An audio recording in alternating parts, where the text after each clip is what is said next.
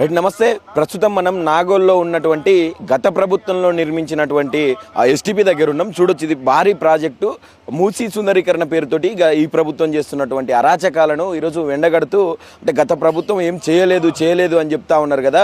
దానికి సంబంధించి ఈరోజు కేటీఆర్ గారు అలాగే ముఖ్య నేతలందరూ కూడా బీఆర్ఎస్ పార్టీ నుంచి ఈ నాగోల్లో ఉన్నటువంటి ఎస్టీపీ సందర్శించడానికి వస్తూ ఉన్నారు. ఇక్కడ ఉన్నటువంటి పనులు కావచ్చు, వాళ్ళు చేసినటువంటి అభివృద్ధిని కావచ్చు ప్రజలకు చూపెట్టే విధంగా వాళ్ళు ఇక్కడికి సందర్శించి ఎలా కొనసాగుతున్నాయని చెప్పి తెలుసుకునే దిశలో వాళ్ళు అడుగులేస్తూ ఉన్నట్టుగా కనిపిస్తూ ఉండేది. అంటే అతి తక్కువ బడ్జెట్తో ఇక్కడ ఉన్నటువంటి గతంలో ఏదైతే ఇప్పుడున్నటువంటి ప్రభుత్వం ఏదైతే పేదల ఇళ్ల మీద పడి ఇళ్ళు గుంజుకొని ప్రభుత్వ భూములు కాకుండా పేదల ఇళ్లను గూలగొట్టి మేము సుందరీకరణ చేస్తూ ఉన్నాం, శుద్ధీకరణ చేస్తూ ఉన్నాం అని చెప్పి మాట్లాడుతూ ఉన్నదో, దాన్ని అంతటినీ కాకుండా గత ప్రభుత్వంలో ఎస్టీపీలు దాదాపుగా 32 ఎస్టీపీలు నిర్మించి ఒక్క ఇంచు భూమి కూడా ప్రభుత్వం నుంచి పేద ప్రజల దగ్గర తీసుకున్నట్టుగా చరిత్రలో లేదు.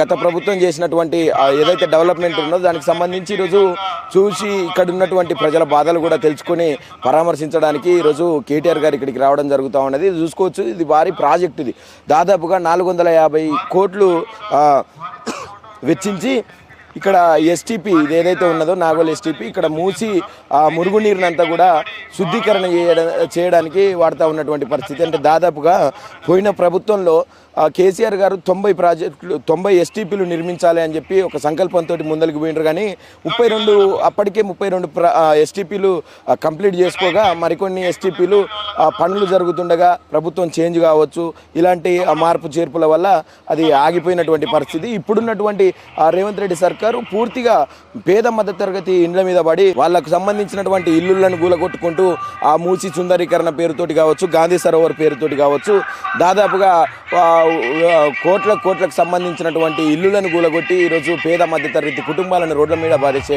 ప్రయత్నం చేస్తూ ఉన్నది. ఇక్కడ ఉన్నటువంటి గతంలో ఉన్నటువంటి ప్రభుత్వం ఏదైతే ఉందో బీఆర్ఎస్ హయాంలో ఏ ఒక్క ఇంటిని కూడా తాకకుండా, ఏ ఒక్క నిర్మాణాలు ఆక్రమించకుండా చేసినటువంటి పరిస్థితి కనిపిస్తూ ఉన్నది. ఏ రకంగా నీటిని అనేది అంటే మురుగునీరు ఏ రకంగా శుద్ధి జరుగుతూ ఉన్నదో మనకు క్లియర్గా కనిపిస్తూ ఉన్నది. గత ప్రభుత్వంలో నిర్మించినటువంటి ఎస్టీపీది ఇదొక భారీ ప్రాజెక్టు అని చెప్పి చెప్పుకోవచ్చు.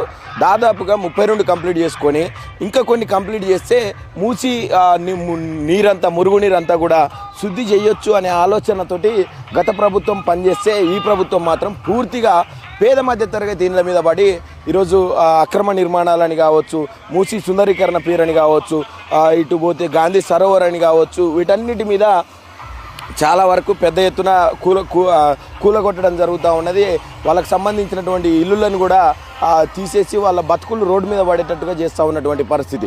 అంటే ఇక్కడున్నటువంటి ఏదైతే మన మినీ శిల్పారామం కావచ్చు, దానికి సంబంధించి కూడా ఈరోజు కేటీఆర్ గారు ఇక్కడికి వచ్చి ఇది సందర్శించుకొని ఇక్కడి నుంచి వెళ్ళి మళ్ళీ ఏదైతే మనకు మినీ శిల్పారామం ఉన్నదో దాన్ని కూడా సందర్శించే ప్రయత్నం షెడ్యూల్లో ఖరారు చేసుకున్నారు.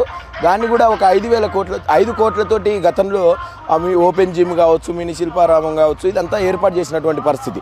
దాన్ని కూడా సందర్శించి గతంలో అసలు మనం చేసిన అభివృద్ధి ఏంది మూసి గురించి అని చెప్పి ప్రజలకు వివరించే ప్రయత్నం చేయబోతూ ఉన్నాడు అన్నట్టుగా మనకు పూర్తి స్థాయిలో సమాచారం అందుతూ ఉన్నది.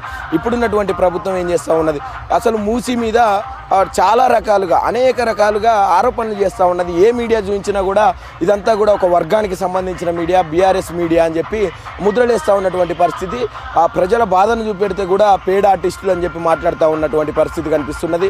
మీడియానంతా కూడా ఒక వర్గానికి, ఒక పార్టీకి అంటగట్టి ఇది కేవలం వీళ్ళు చూపెడుతున్నారని చెప్పి మాట్లాడుతూ ఉన్నారు. కానీ ఎక్కడ కూడా నిజమైనటువంటి పూర్తి స్థాయిలో నిజాలు ఏందనేది కప్పిపుచ్చే ప్రయత్నమే ఇప్పుడున్నటువంటి ప్రభుత్వం చేస్తుంది తప్ప నిజాలు ప్రజలకు తెలియజేసే ప్రయత్నం చేస్తలేదు. ఎట్టి పరిస్థితుల్లోనూ ఇప్పుడు ఇక్కడ ఉన్నటువంటి ఎస్టీపీని చూసిన తర్వాత మీకు అర్థమై ఉంటుంది, మూసి నీరుని ఏదైతే మురుగునీరు ఉందో దీన్ని శుద్ధీకరణ చేయడానికి గత ప్రభుత్వం ఏ రేంజ్లో కృషి చేసింది అనేది మీకు ఇప్పటికీ అర్థమై ఉంటుంది. దాదాపుగా ఇన్ని ఎస్టీపీలు పూర్తి చేసినప్పటికీ 32 ఎస్టీపీలు పూర్తి చేసినప్పటికీ ఒక్క దాంట్లో కూడా ప్రభుత్వ భూమి తప్ప మిగతా ఏ భూమిని ఎవరి భూమిని తీసుకోకపోవడం, ఎవరి ఇల్లు కూల్చకపోవడం ఇక్కడ గమనించాల్సినటువంటి అవసరం ఉన్నది. ఎందుకు మరి మూసీ సుందరీకరణ పేరుతోటి ఆ మూసీ అంచులో ఉన్నటువంటి ఆ మూసీ పరివాహక ప్రాంతంలో ఉన్నటువంటి పేద మధ్యతరగతి ఇళ్ల మీద ఇప్పుడున్నటువంటి ప్రభుత్వం పడుతుంది అని చెప్పి క్వశ్చన్ చేయాల్సినటువంటి అవసరం కూడా ప్రజల మీద ఉన్నది. ఏ మీడియా వచ్చి చూపించినా కూడా ఇదంతా కేవలం బీఆర్ఎస్ మీడియాగా ముద్రిస్తూ ఉన్నారు తప్ప నిజాలు ప్రజలకు చెప్పే ప్రయత్నం చేస్తలేరు. గాంధీ సరోవర్ పేరుతో కూడా ఈ మధ్య కాలంలో చూస్తూ ఉన్నాం. కోట్ల డబ్బు వెచ్చించి 5,000 కోట్లతోటి గాంధీ విగ్రహం పెడతామని చెప్పి చెప్తా ఉన్నటువంటి పరిస్థితి. అక్కడున్నటువంటి మధుపర్కు రిడ్జ్ అనే అపార్ట్మెంట్ని కూడా అంటే 450 కుటుంబాలను కూడా రోడ్డు మీద పడేసే ప్రయత్నం చేస్తూ ఉన్నది.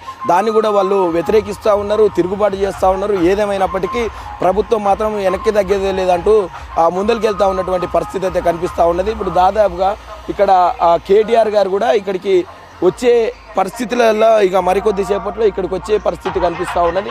ఇప్పటికే మనకు ముఖ్య నేతలందరూ కూడా ఇక్కడికి చేరుకున్నటువంటి పరిస్థితి కనిపించింది.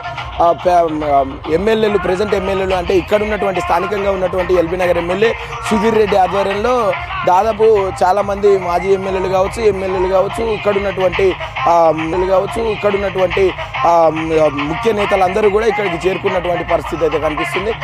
ప్రజెంట్ కేటీఆర్ గారు కూడా ఇక్కడికి వచ్చినట్టు సమాచారం అందుతూ ఉన్నది. దగ్గరలో మరి కాసేపట్లో ఆయన ఇక్కడ ఉన్నటువంటి ఎస్టీపీని సందర్శించుకునే ప్రయత్నం చేస్తూ ఉన్నారు. ఇప్పటికే సబితా ఇంద్రారెడ్డి మాజీ మంత్రి గారు కూడా ఇక్కడికి రావడం జరిగింది. అసలు నిజాలు ఏం జరుగుతూ ఉన్నది, అసలు ఎందుకు మూసీ పేరు మీద ఈ రకంగా ఇబ్బందులు పెడతా ఉన్నారు ప్రజలని అని చెప్పి వీళ్ళందరూ కూడా వివరించే ప్రయత్నం చేస్తూ ఉన్నటువంటి పరిస్థితి అయితే కనిపిస్తూ ఉన్నది. ఇక్కడ ప్రజెంట్ ఇలాంటి ఎస్టీపీ ఇది ఒక భారీ ఎస్టీపీ, పెద్దది.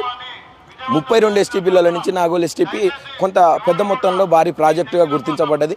దీనికి దాదాపుగా 450 కోట్లు ఖర్చు పెట్టి కేవలం ఇక్కడున్నటువంటి మురుగునీరు ఏదైతే ఉన్నదో మూసీ నుంచి వస్తూ ఉన్నటువంటి మురుగునీరు దాన్ని అంతటిని కూడా శుద్ధీకరణ చేసే క్రమంలో ఇదంతా నడుస్తూ ఉన్నది. ఇక్కడ చూసుకోవచ్చు ఇదంతా కూడా శుద్ధి జరుగుతూ ఉన్నటువంటి ప్రాజెక్ట్. ఇదంతా కూడా మురుగునీరు అంతా ఇక్కడికి ఫ్లో వస్తూ ఉంటుంది. ఇళ్ళ నుంచి శుద్ధి చేసి దాన్ని రిలీజ్ చేస్తూ ఉన్నటువంటి పరిస్థితి అయితే మనకు ఇంతకుముందు కూడా విజువల్స్లో చూసినాం. అక్కడ ఏ రకంగా పంప్ హౌజులు అనేవి దానికి సంబంధించి ఎత్తిపోస్తూ ఉన్నారు, మురుగునీరుని ఏ రకంగా శుద్ధి చేస్తూ ఉన్నారు, అది అసలు ఏం జరుగుతూ ఉన్నది ఆ ప్రాజెక్టులో అని కూడా మనకు కనిపిస్తూ ఉన్నది.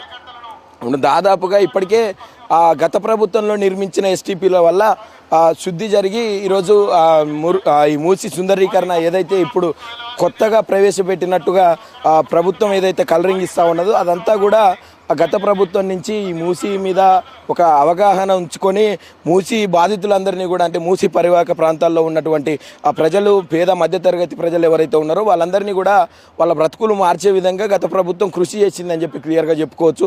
ఇప్పుడున్నటువంటి పరిస్థితుల్లో వాళ్ళందరినీ కూడా రోడ్ల మీద పడేసి మేమే మంచి చేస్తున్నాం, మా మీద ఇంకా బురద జల్లే ప్రయత్నం చేస్తూ ఉన్నారు. ఇప్పుడున్నటువంటి ప్రతిపక్ష నాయకుడు కేటీఆర్ గారు మూసీ సుందరీకరణ విషయంలో ఆయన చాలా క్లియర్గా ప్రజలందరినీ డైవర్ట్ చేస్తూ ఉన్నారు, మా మంచిని చూపిస్తలేరు అని చెప్పి మాట్లాడుతూ ఉన్నటువంటి పరిస్థితి అయితే కనిపిస్తూ ఉన్నది. ఏదేమైనప్పటికీ గత ప్రభుత్వంలో ఏదైతే నిర్మించినటువంటి ఎస్టీపీలు ఉన్నాయో వాటన్నిటిని కూడా ఈరోజు కేటీఆర్ గారు ముఖ్యంగా నాగోల్ ఎస్టీపీకి సంబంధించి ఇక్కడ సందర్శించడానికి ఆయన వస్తూ ఉన్నట్టుగా సమాచారం అంతా ఉన్నది. మరికొద్దిసేపట్లో కేటీఆర్ గారు కూడా ఇక్కడికి వచ్చి ఇది సందర్శించి ఇక్కడి నుంచి మినీ ఏదైతే శిల్పారామం ఉన్నదో నాగోల్లో దానికి సంబంధించి అక్కడికి వెళ్ళి కూడా అక్కడ సందర్శించి అక్కడ ఉన్నటువంటి అభివృద్ధి పనులు ఏదైతే బీఆర్ఎస్ ప్రభుత్వం చేసిందో దాన్ని కూడా ఒకసారి పరిశీలించి వివరించే ప్రయత్నం చేస్తూ ఉన్నట్టుగా మనకు సమాచారం అందుతూ ఉన్నది.